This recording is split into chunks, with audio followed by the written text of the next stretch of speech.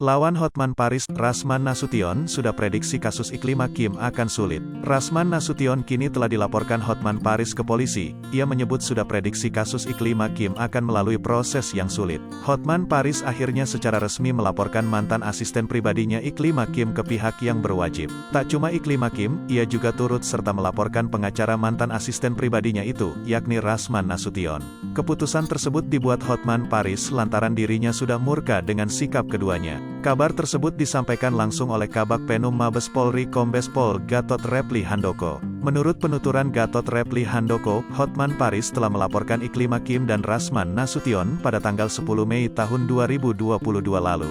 Kami menerima laporan dari saudara Hotman Paris pada hari Selasa tanggal 10. Ucapnya, dilansir Tribun Style dari YouTube Cumi-Cumi pada Kamis, tanggal 26 Mei tahun 2022.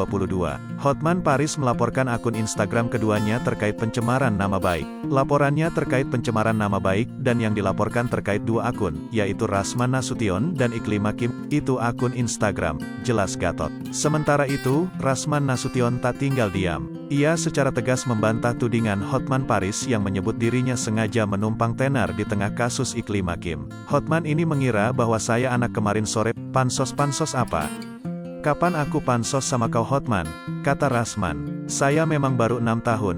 Jadi pengacara, tapi saya berbuat bukan untuk pribadi saya, untuk menegakkan institusi. Tambahnya, tahu bahwa kasus Iklima Kim ini akan berbuntut panjang, Rasman agaknya sudah membuat strategi khusus demi bisa membela kliennya. Saya dalam membela klien, saya juga hati-hati, saya sudah feeling, ini Hotman nih. Saya sudah tahu kasusnya seperti ini akan sangat heboh kalau di speak up oleh Kim, pungkasnya.